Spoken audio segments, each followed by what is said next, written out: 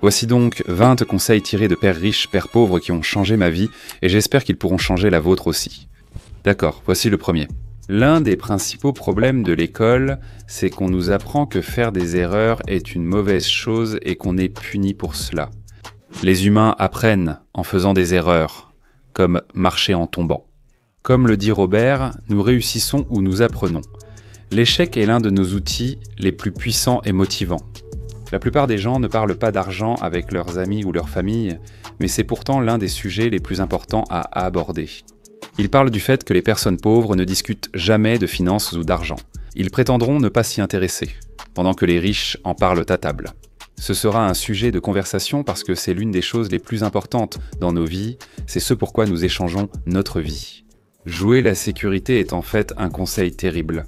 Cela nous garde en mode épargne alors que nous devrions investir. Cela nous fait rester 10 ans de plus dans un travail que nous détestons. Cela nous pousse à ne nous concentrer que sur nos avantages, à obtenir une augmentation et à avoir un emploi sûr, au lieu de rechercher la véritable liberté, le vrai bonheur et de construire une réelle richesse. Beaucoup pensent qu'il faut aller à l'école, obtenir un diplôme et un emploi bien payé dans une grande entreprise, mais ce n'est pas comme ça qu'on devient riche. Au lieu de cela, nous devrions étudier l'argent, essayer de comprendre comment faire en sorte que l'argent travaille pour nous, surtout quand nous sommes jeunes, travailler pour acquérir de l'expérience plutôt que pour l'argent. J'ai essayé plein de métiers différents, maintenant dans divers domaines comme le business, la vente et le marketing en ligne, vraiment plein de choses différentes. Chacun m'a appris quelque chose que j'ai pu réutiliser. Tu ignores à quoi cela servira. Lorsque tu travailles pour l'expérience et la connaissance plutôt que pour l'argent, tout commence à changer. Arrête simplement de faire ce que tu fais. La définition de la folie, c'est de faire la même chose encore et d'attendre des résultats différents. Si tu ne vois pas de résultats, n'essaie pas simplement de travailler plus, comme le font la plupart face à des soucis d'argent. Prends du recul et demande-toi, devrais-tu courir aussi fort dans la direction où tu vas, ou dois-tu commencer à changer les choses ? Souvent, il faut changer les choses, car beaucoup d'entre nous gaspillent en temps et argent par bêtise. Si tu es comme moi, utilise ton désir et ta cupidité pour vraiment te motiver à gagner plus d'argent. En tant qu'aspirant minimaliste, je ne veux pas vraiment avoir plein de choses, mais il y a parfois des choses que tout le monde veut. Pour moi, c'est une Tesla, et au lieu d'aller acheter une Tesla, j'utilise ça pour me motiver à développer cette chaîne. Et une fois que j'aurai atteint un demi-million d'abonnés, alors je serai autorisé à acheter une Tesla. Donc si vous voulez m'aider à obtenir une Tesla, n'hésitez pas à vous abonner. Peu importe ce que c'est, servez-vous-en comme motivation pour gagner plus d'argent. Plutôt que de l'écarter en disant que je ne peux pas me le permettre, c'est une autre chose que j'ai apprise. Dire simplement que je ne peux pas me le permettre permet de l'écarter et d'admettre que je ne l'aurai jamais. Ce n'est pas grave, je suis pauvre, je n'aurai jamais ce genre de choses. Demandez-vous plutôt, comment puis-je me le permettre ? Cela vous pousse à penser, si je peux générer 1000 $ par mois de revenus passifs grâce à des actifs, je pourrais m'offrir cette voiture ou autre chose. Remplacer, je ne peux pas me permettre de voyager, par comment puis-je voyager ? Que dois-je changer dans ma vie pour y parvenir ? Pour que je puisse avoir ce que je veux, ou avoir ce type de style de vie. Qu'est-ce que je dois changer pour que cela arrive ? Donnez-vous une réputation. Depuis que je l'ai appris, je fais ça, surtout avec ma santé, mais aussi avec l'argent. Je suis une personne en forme, je suis une personne en bonne santé. Et une personne en bonne santé ne mange pas de fast-food. Une personne en forme va à la salle de sport au moins 2 fois par semaine. Tu peux appliquer cela à bien d'autres domaines. Si tu te considères comme une personne riche avant de dépenser de l'argent, tu vas te demander, est-ce qu'une personne riche achèterait ça ? Est-ce qu'une personne riche prendrait cette décision ? Et honnêtement, ça rend les choses beaucoup plus faciles. Donne-toi la réputation de la personne que tu veux devenir. Investis dans l'apprentissage de l'investissement avant de réellement commencer à investir. D'accord, ça n'a probablement aucun sens pour toi. La plupart des gens, quand ils ont de l'argent en plus, investissent et finissent par le perdre. Et ensuite, ils pensent que l'investissement est super risqué, qu'ils ne peuvent pas le faire et qu'il faut être un expert. Mais ils font les choses dans le désordre. Avant de commencer à investir, apprenez comment investir, apprenez à propos de l'argent, apprenez à propos des actions ou de l'immobilier, ou à créer une entreprise.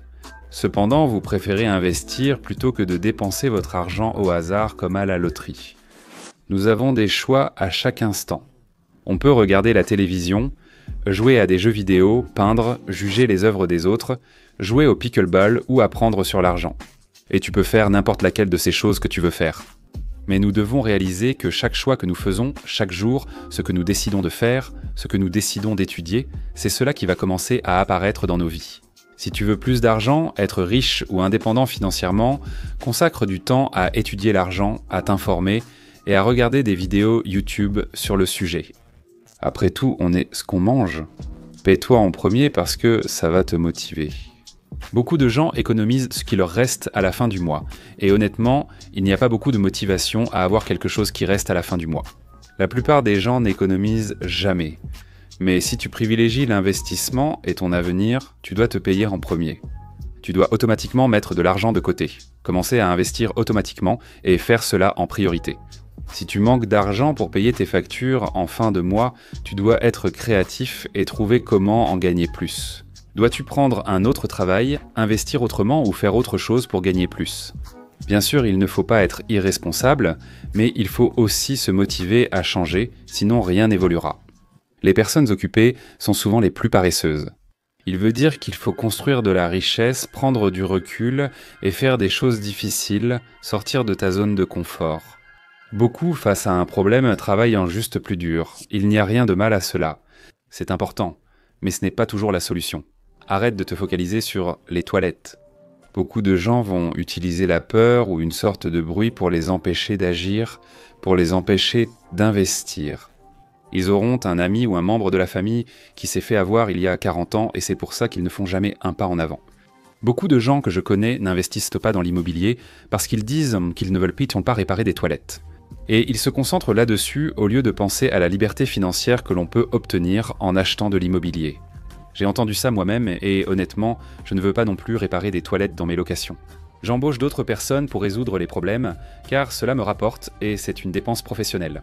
Mais au lieu que les gens se concentrent sur la liberté financière et le changement de leur vie, ils se concentrent sur les toilettes. Soyez généreux.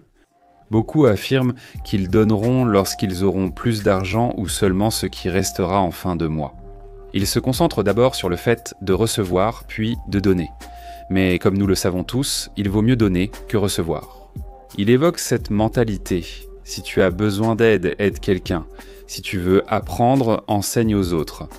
Si tu veux de l'argent, donne-en. Bien sûr, sans irresponsabilité, adopte une attitude de bénédiction, d'abondance et d'aide envers les autres. Et concentre-toi là-dessus au lieu de toujours te focaliser sur toi-même et sur ce que tu n'as pas. Nous devons nous concentrer sur les actifs plutôt que sur les passifs.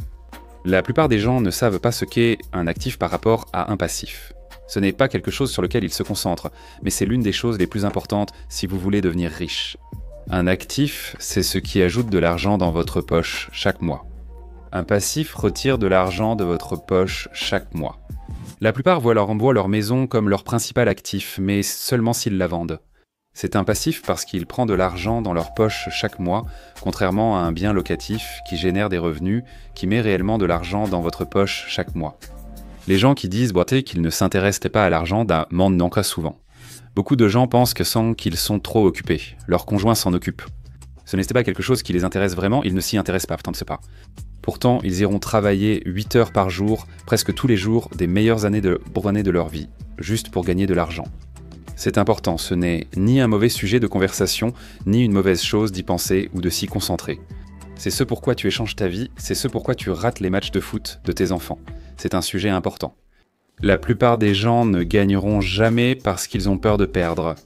La peur de perdre de l'argent est plus forte que la joie et le bonheur d'être réellement couronnés de succès. Alors ils n'investiront jamais, ils ne quitteront jamais leur emploi, ils ne prendront jamais de risques. Ils choisissent pour soi la sécurité, restent là où ils sont et vivent en sorte de chèque en chèque, au lieu de sortir de leur zone de confort et tenter de nouvelles choses. Si tu veux avoir la liberté financière, tu dois surmonter la peur. Entoure-toi de personnes plus intelligentes que toi. Je n'ai pas à tout maîtriser, mais je dois connaître des experts dans chaque domaine. Donc quand j'ai une question, je peux engager quelqu'un qui est dédié et concentré sur ce domaine, afin que je puisse me concentrer sur ce que je fais de mieux.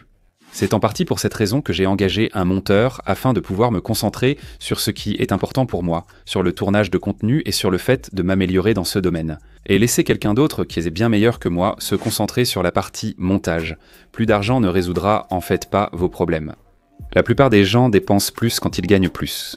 Je connais des personnes qui gagnent entre 50 000 et 150 000, mais vivent toutes de chèque en chèque. Concentre-toi plutôt sur l'utilisation de ton argent. L'économises-tu ou le gaspilles-tu ? Est-ce que tu l'investis ou est-ce que tu fais juste que le garder ?